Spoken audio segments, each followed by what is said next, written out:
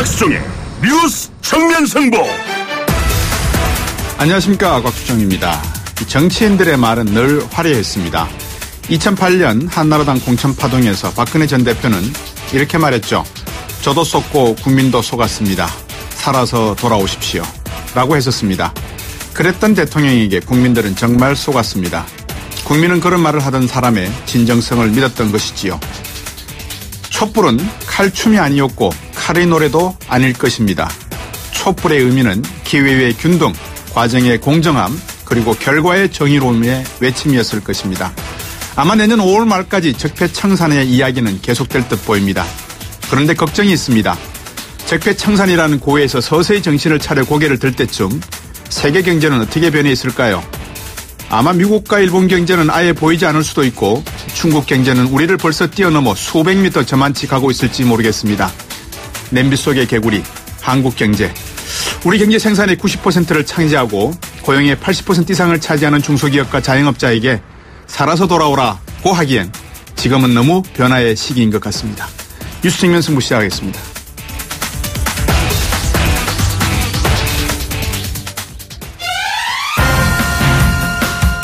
저희가 준비한 순서 말씀드리겠습니다. 요즘 오늘 방금 YTN 뉴스에서 들으셨겠지만 이 자유한국당 안에서 박근혜라고 하는 이 당원의 이름이 사라진 듯합니다.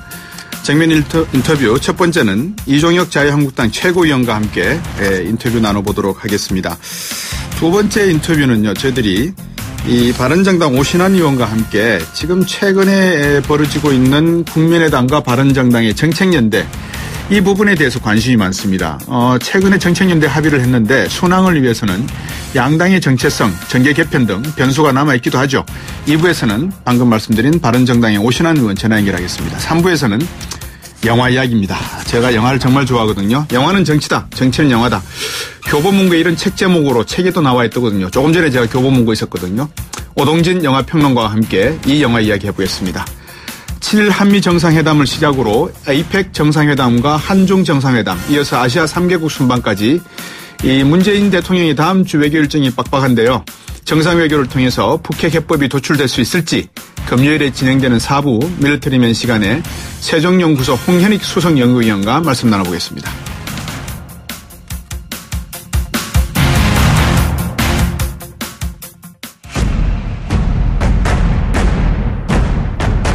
곽수종의 뉴스 정면 승부. 네, 자유한국당 홍준표 대표가 방금 YTN 뉴스로 들으셨겠지만 마침내 박근혜 전 대통령의 출당 문제를 매듭지었습니다. 결별 선언으로 보수 통합 논의는 급물살을 타게 됐습니다만 이 시체에 칼질하면 되냐? 현대판 고려장이다. 이런 당내 목소리도 들리는 거 보면 내용도 우려되는 상황이죠. 자유한국당 이종혁 최고위원 전화 연결했습니다. 안녕하십니까? 네, 안녕하십니까. 이종혁입니다. 네. 이 조금 전 홍준표 대표의 기자회견을 방송을 통해서 저들도 들었는데요. 네. 이번 홍준표 대표의 결단 어떻게 평가를 해야 되겠습니까? 그래, 오늘 대표도 그러한 이 얘기를 인터뷰를 통해서 했지만은. 네. 이제 우리 탄핵 정국의 볼모가 잡혀서 탄핵 정당으로서의 이 너울을 쓰고는. 네.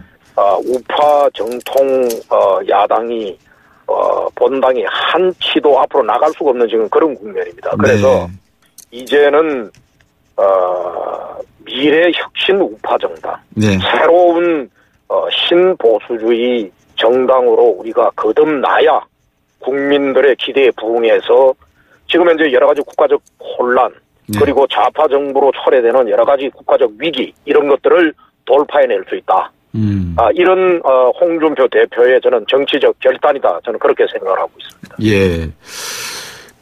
청취자 여러분들께도 제가 부탁 말씀드리겠습니다. 지금 이종혁 최고위원과 함께 자유한국당 최고위원과 인터뷰를 나누고 있는데요. 여러분들이 생각하시는 오늘의 홍준표 대표의 조치에 대해서 청취자 여러분들 어떻게 생각하시는지 문자 보내주시면 제가 이종혁 최고위원께도 말씀을 드리고 다른 청취자분들과도 의견을 나누도록 하겠습니다. 우물정 0945 단문 50원 장문 100원입니다. 자, 친박계 의원들은 그동안 반드시 표결로 결정해야 된다 이렇게 주장을 했는데 최고위 네. 표결이 됐습니까 오늘? 오늘 최고위의 논의 결정 3가지가 있습니다. 네. 그걸 제가 설명을 드리면 첫 번째는요. 네. 우선 당 혁신위원회가 탈당을 권유 결정을 했고 네. 그리고 당 윤리위원회가 의결을 이미 했습니다. 예. 당의 상당한 절차가 진행이 된 부분에 관련되어서 네. 오늘 세 가지 첫 번째는 네. 모든 최고위원들이 이 탈당 권유에 대한 충분한 자기 정치적 개인의 의견과 소신들을 개진하고 피력을 했습니다. 네. 두 번째는 다만 이 문제를 결정함에 있어서 표결로 가서는 안 되고 예. 이것은 정치적으로 해결해야 된다. 예. 여기에 최고위원들의 뜻이 한대로 모아졌습니다. 예. 이것을 거머쥐고 네. 홍준표 당대표가 최고위원들의 모든 의견 개진을 내가 숙고해서 네. 그리고 자신의 정치적 책임으로 이 부분을 결정하겠다. 이 부분을 찬반으로 남기게 되면 네. 이것은 당도 상처를 입게 되고 반대표를 던진 최고위원도 이건 다 상처를 입게 되는 것이다. 네. 그래서 찬반에 관련되어져 있는 이런 부분을 가지고 당의 생태계를 주고 네. 그리고 당사자인 최고위원들에게 그와 같은 정치적 부담을 주는 것은 옳지 않다. 네. 그러니 본인이 모든 정치적 책임을 지고 여기에 대한 결정을 하겠다. 이렇게 해서 오늘 홍준표 대표의 조금 전 6시에 네. 그 결정이 박근혜 당으로 벗어나자. 예. 그리고 박근혜의 당적을 정리를 하자 대통령에. 예. 이렇게 결정이 난 것으로 제가 보고 있습니다. 그러면 그동안에 홍준표 대표께서 최고위를 거쳐서 어떻게 표결이라든지 아니면 의견경에서 하시려고 했던 노력은 충분히 하실 만큼 하셨는데. 아니, 했고, 오늘도 사실은, 거기에 관련된 의사들을 개진하는 과정에서. 예. 반대를 명백하게 하시는 분이 한 분이 계셨고. 아, 예. 거의 찬성을 하시는 그런 최고위원도 계셨고. 그런데 네. 예. 나머지에 관한 그 최고위원분들도 네. 대부분의 의견이 뭐냐면 네. 이것은 처리를 하고 그리롭게 가야만 하지만 예. 다만 좀 더 숙려 기간을 좀 가질 필요는 없겠느냐. 조금 더 박근혜 대통령에게 시간을 주면 어떻겠느냐. 예. 이런 정도의 의견이었지. 네네. 이 혁신위원회와 당윤리위원회의 결정을 반대한다라고 하는 그런 최고위원은 저는 한 분 위에는 오늘 없었다고 생각을 합니다. 그렇기 때문에 네. 그 부분을 그러한 충분한 의견 개진 속에 그렇다면 이제 이 부분은 모든 최고위원들이 동의한 대로 표결을 가서는 안 되고 정치적으로 해결이 된다면 그럼 결국 뭐냐면 당의 지금 지도 책임을 지고 있는 당 대표가 자기의 책임하에 이거는 결정을 내려야 되는 거죠. 네. 그래서 그러한 과정 자체가 이것은 최고위원회의 의결을 거친 그런 절차를 가진 것이고 다만 정치적으로 아까도 말씀드린 대로 여기에 찬반에 대한 의사를 명백히 외부로 밝혀내면 찬반의 최고위원들도 문제가 정치적인 아까 말씀드린 대로 상처를 입을 뿐더러 당도 마치 이런 문제에 분열이 있었던 같은 식으로 국민과 당원에게 비치는 것은 예의가 아니다라고 당대표가 생각을 하고 그런 정치적 결단을 내린 것이다. 이렇게 보시면 되겠습니다. 알겠습니다. 청취자분들이 충분히 이해를 하신 부분 같아요. 그 부분은. 네. 쏙내는 혹시 바른정당과 빨리 합당을 하기 위해서 결단을 내리신 건 아닙니까? 바른정당의 통합의 문제는 이 문제와는 별개의 문제입니다. 제가 듣고 있기로는 바른정당의 많은 의원들도 지금 현재 예측은 했지만 문재인 정권의 국정농단과 그리고 정치 보복행위 그리고 안보, 경제, 사회 전반에 소위 가져오는 이 혼란을 더 이상 수수방관할 수 없기 때문에 분열된 우파의 제세력이 단합해서 우선은 이 좌파 정권의 전횡을 막아야 나라를 구하는 것이다. 이런 것의 뜻을 같이 하는 걸로 저는 알고 있고 그런 데서 통합의 얘기가 나오는 것이다. 다만 그것은 바른정당의 예의 문제이기 때문에 저는 그 안에 내부의 상황에 대해서는 아직까지는 정확한 정보를 가지고 있지는 않습니다. 알겠습니다. 자, 이제 그 부분에 대해서는 제가 좀 이따 좀 뒤에 질문을 드리도록 하고요. 그러시죠. 지금 홍준표 대표가 초재선 의원들 만나러 다니시면서 이제 설득도 하고 계시는 걸로 제가 알고 있는데 출당을 반대하시는 쪽에서는 그동안의 견해가 이 시체에다 칼질하면 되냐, 1심 선고도 안 났고 10년 이상 우리 당의 중요 당원이었고 대통령까지 하셨는데 이거 현대판 고래장이다, 이런 말씀도 좀 감정적으로 정서적으로 말씀하신 분이 계신 것 같아요. 어떻게 보셨습니까? 초재선의 일부 의원들이 그러한 얘기를 한 걸로 제가 알고 있습니다. 그러나 그분들도 제가 그걸 살펴보면요, 우선은 과거에 박근혜 대통령하고의 깊은 정치적 인연관계, 또 혹은 자기 자신의 지역구의 그 정치적 정서, 이런 것에 기인한 일부 이제 초재선 의원들이 그러한 얘기를 하신 걸로 알고 있는데요. 그러나 거의 대부분의 지금 현재의 우리 초재선 의원님들도 아프지만 지금 이런 결정을 내리고 홍준표 대표나 우리 최고위원 모두나 우리 소속 의원들이나 당원들이나 아프지 않는 분이 어디에 있겠습니까? 이것을 뭘 원해서 혹은 아니면은 그런 유의 것이 아니거든요. 그래서 그런 부분에 관해서는 폭넓은 교감과 이해가 우리 의원들 사이에 되어 있다. 저는 그렇게 생각을 합니다. 이종혁 최고위원이 하시는 말씀은 뭐 청취자분들 중에서는 충분히 이해를 하십니다. 제사를 도려내는데 안 아플 수가 있겠는가. 또 이게 얼마나 힘든 결정인지는 충분히 이해가 되시는데, 이제 내용에 조금 더 들어가서 청취자분들이 궁금하시는 게 많아서 제가 질문을 좀 여러 개 여쭙도록 하겠습니다. 이번에 저 한국당 일부 초재선 의원들 문제도 문제지만 서청원 최경환 의원 제명건에 대해서는 아직 결론이 안 나온 것 같습니다. 이것도 홍준표 대표께서 뭐 고뇌에 찬 결단을 내리실 건지 어떻게 하실 겁니까? 이건 최고위원회 표결을 거치실 건지요? 오늘 우선 아까도 말씀드렸지만은 혁신위의 권고와 당윤위원회 의결을 정치적으로 오늘 이제 해결을 하고 당적 정리에 대한 당의 입장을 명확히 한 것입니다. 다만 저희들 당의 당헌 당규에 보면 현역 국회의원의 경우에는 의원들의 소위 의결을 통해서 3분의 2의 찬성을 받게끔 이렇게 돼 있습니다. 그렇기 때문에 이제는 그것은 또 그 절차대로 진행을 이제 하겠죠. 청취자분들이 보내주신 문자를 제가 몇 개 소개해드리겠습니다. 이종익 최고위원께서 들어보시고 한번 나중에 참고를 해주시면 감사하겠습니다. 3496번님. 어려운 발걸음을 평가해주고 싶지만 국민들의 기대치에는 못 미쳐도 상당히 못 미친 걸로 생각이 됩니다. 혁신이란 말뜻은 알고 계시는지 모르겠습니다. 지금 자한당의 개혁은 너무 느립니다. 4093번님. 자유한국당이 우파였습니까?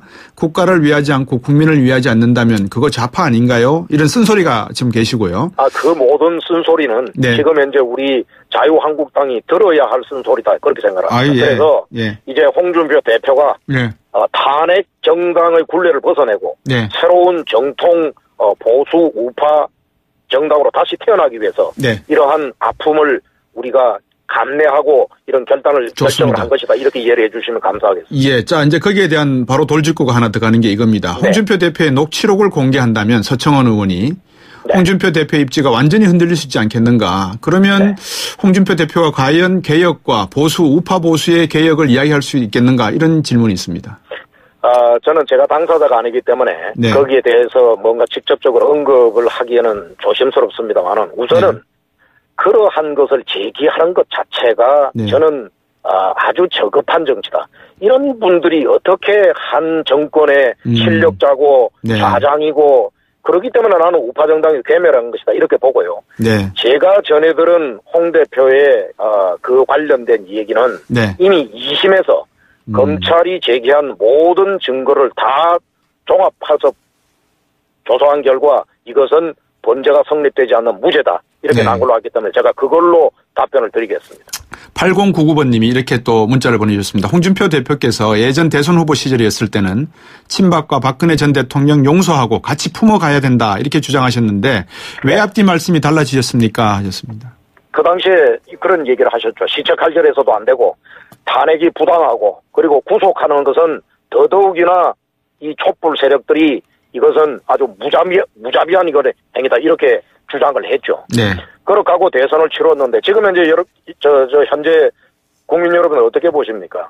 지금 문재인 정부는 그들이 원래 얘기한 대로 보수 우파 정당을 괴멸시키려고 하고 있습니다. 지금 현재 모든 과거의 적폐라는 미명하에 모든 이들들을 끄집어내서 그것도 입맛에 골라가면서 캐비넷에서부터 끄집어내고 네. 그리고 국정원의 소위 메인 서버로부터 국가의 모든 기밀을 들춰내서 자기네들의 입맛에 맞는 것을 골라내면서 지금 현재 칼질을 해대고 있습니다. 조금 있어 아마 머지않아 우리 자유한국당의 소속 의원들에게도 이 칼끝이 저는 개양될 것이라고 봅니다. 네. 이런 것들을 저희들이 어떻게 이걸 감내하고 이걸 당하고 있으면 이 자유한국당이 문제가 아니라 이 대한민국이 어떻게 되겠습니까?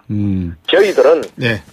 저희들이 나름 이 시대를 진단하는 절박함이 있습니다. 예. 그 절박함은 저희들 당 개개 소속 정치인들의 이익 이해관계 때문이 아니라 과거의 잘못을 이제는 짚고 그리고 또 굴레는 벗어내고 새롭게 희망을 주는 우파 신보수주의 정당으로 서지 않으면 이 좌파의 전횡을 막을 길이 없다.